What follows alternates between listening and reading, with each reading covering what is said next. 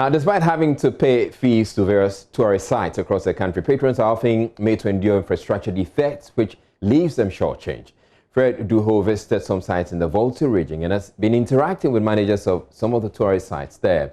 According to them, monies generated are shared among community leaders, and the rest used for community development. Will bring you that story a lot later. But to help put all these into perspective, we're joined via Zoom by the Chief Executive of the Ghana Tourism Authority, Akwesi Agyeman. Good evening, and thank you for joining us, Mr. Agyeman. Good evening, Israel. How are you? I'm fine, thank you. So this is a challenge that many tourists are having to grapple with. They go to a tourist site, they pay fees, and yet they are left shortchanged because we're not giving them value for money. Is this something, or how is the Ghana Tourism Authority looking at addressing this challenge? All right, thanks, Israel. I think we're aware of this. We've been aware of this as far back as 2017. So this is nothing new. But what we have done to address it is to bring into being a new LI, a new law, LI 2393, which will regulate tourist sites and attractions. And that LI is very specific on the management, the ownership, the advisory boards, and everything that you have to do. And so this came into being somewhere in February 2020.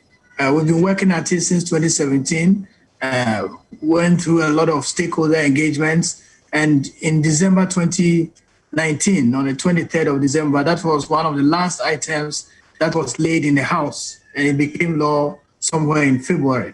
And so currently we are seeking to regulate these tourist sites and attractions with this LI. And that LI is very, very specific on having the District Assembly, the Traditional Authority, and the Ghana Tourism Authority as part of the governing boards of all the tourist sites and attractions.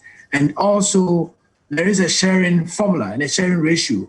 I mean, in terms of actually regulating these sites, we'll be looking to have certain facilities in place. And so basic amenities like washrooms, infirmaries, access to a nearby hospital, having a proper manager of the site, and also ensuring that the money collected are distributed per the formula that will be agreed per each location. Because there are some locations that have been, over the years, owned by communities. They've made investments into that. So yes, the law will recognize those investments made in those communities and those tourist sites. But be it as it may, the overarching theme will be that every site will have a proper management structure in place, will have a sharing ratio, and monies that are generated will be reinvested in the site. We have that model currently working in Kintampo, where we have the Traditional Authority, GTA, and the District Assembly, and it's working very perfectly. Every monies that are generated are shared among these three entities, and a certain portion goes back into maintenance and redevelopment of the site. Right. Can we then assume that all the tourist sites generate enough revenue to be able to take care of themselves and fix whatever challenges or maintain these facilities? Or there are some that don't make enough money? And if they don't make enough money, how do we address that? Yeah, so for those that, I don't think all of them are making enough. I mean, but for those that don't make enough, we are addressing it with some of our redevelopment plans that we have in place. So, for example, if we take a site like Bunsu, if you go there now, we've developed it as an eco park, and we have made that investment utilizing the Tourism Development Fund. So that is the reason why we have a Tourism Development Fund, and one of the areas of investment are these sites. How do you bring it up to a certain level? And so for those that don't have the necessary funding, we go in there, partner with the local community and the Traditional Authority and Assembly, and then we put in the investment with the understanding that these investments are going to enhance the product. So it's not just providing washrooms, but we are looking at what value-added services or value products that can we add to these sites to make sure that they are generating enough. Indeed, the model has worked in Kintampo. It is working in Anomabu. We are currently working in Bunsu. We have one in Tafi Atome. All these sites are going through these upgrades, and we believe strongly that with the diversification of the product, it will help generate the needed revenue for them to be on their feet and on their own. All right, that's all well and good, but COVID has happened. There's been a pandemic, and for many months, most of these tourist sites haven't had any visitors coming in, which would mean that there's no revenue or very little revenue coming their way. This would mean then that we would have to put in quite a bit of money to put these places in shape for the tourists to not come. Is there a plan like that? Yeah, there's a plan. Actually, there is a Ghana Tourism Development Project that we are working on. We've currently signed about 11 MOUs with some of these sites to bring in the necessary investments to improve it. And then also under the World Bank project, there's a grant component, and we've encouraged most of these sites to apply for these grants. There's a site upgrade component which has $4 million. And for most of these sites, what they are requiring to keep body and soul going is not that much. And so we are hoping that they will put in place the necessary paperwork to apply. Indeed, as at the last check, we had about 23 or so sites that had already applied through the grant processes that have been put in place. And we are hoping that more sites can, once the second window is open, they can apply, and then they will be able to be granted some of these grants to upgrade their sites. But on our own, working with the Tourist Development Fund Secretariat, we are hoping that we can bring some development into some of these sites.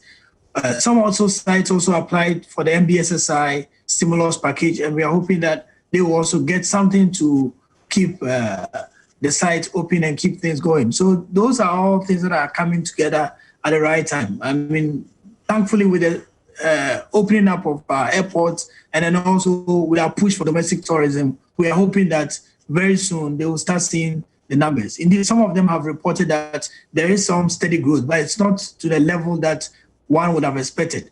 So we're keeping hope alive. Now, another thing that's going to happen, September 29, we're expecting Qatar Airways to begin to fly to Ghana. This would definitely also mean that we're going to have a lot more tourists coming in.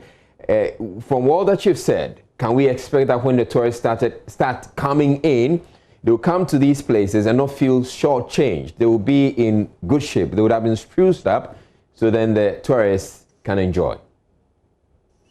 Not at all. We are working very closely with Assamese traditional authorities, and we have identified also some of the hotspots or the areas of interest. As you will recall, last week we unveiled the 7 pillars for the Beyond the Return, and we've already started seeing some major bookings being made by tour operators. And so we are quite hopeful. And Qatar Airways has really put the icing on the cake for us, because all that we've been doing is to try and drive inflows into the destination Ghana. And from what we hear, not just Qatar Airways coming in, we know most of the airlines that are yet to operate have also indicated that very soon they will start coming back into destination. So that's happy news. That's good news for us. We know that Qatar Airways coming in also means that in their crew, if you take the crew, at every given time, some hotels will have the bookings of the airline crew. I mean, they will be adding on to the other 35 airlines that are operating. And so that is good news for us, and it's something that we all celebrate. But we're hoping that it's not just the crew coming in, we can drive in the numbers. And through marketing, through stimulating the demand, we are very, very hopeful that the last quarter will see some growth. We've taken a big hit in the past 2 quarters, but we are very, very hopeful that the last quarter will give us some good returns. All right, thank you very much. Akwesi Ajamang is Chief Executive of the Ghana Tourism Authority. Now let's go back and get to listen to how the funds these sites take or collect from the tourists are used.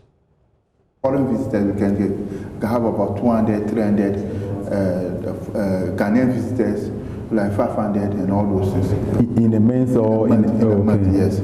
So and how much do you charge Ghanaian tourists and the foreigners? The foreign visitors, we take 10 cedis per head. Okay. And the group also we negotiate. And the Ghanaian visitors, we take 2 cedis. Students, we take about 50 pesos from them. A lot of visitors came last year. the year of return, we receive a lot of visitors. The revenue it generates from, these tourists, where does it go to? It goes into the account of Ghana Museums and Monument Board. They are the custodians of all the fort and castles. So receiving the amounts over the years, what did they tell you? What explanation have they been giving you as to what they use the money for while the place keeps deteriorating? Yeah, the money is not anything to write home about, something small. They need money. Renovation involves a lot. So that's why I'm saying that unless other donors or UNESCO, International Council of Monument and Site, they come together to help museum by putting up the fort. Those large numbers that were coming by then, at times we can have, 1,000 people here. When you talk of Easter Monday, in fact, you would not like to be here because the whole place will be crowded. Some vehicles have to go and park at the border post, and all the place will be congested with human beings. The Ghanaian adults pay 15 cedis per head. The kids, depending on their age, some of them 2 cedis, 5 cedis. Our Ghanaian students pay 8 cedis. Those in the tertiary schools, like universities, for instance, they pay 8 cedis. But at the same time, when the number exceeds 20 people, it comes down to half the normal price. Oh, where does all this money go to? We have what we call the tourism management team. They take charge of that. And then we have what we call, again, percentage sharing. The landowners have their share. Then the community also have our share. And then also we do a lot of development projects with it, like our schools. Whatever they need, then we put our hand in the coffers and how many foreigners do come here? Oh, at times they even exceed with the locals. Foreigners? Yes. What I mean is they even exceed the locals at times. And they pay how much? They pay 20 cedis per head. Wow. Why should the price or the rate be subject to personal review depending on situations, or they are fixed price? They are fixed. It is on paper, documented.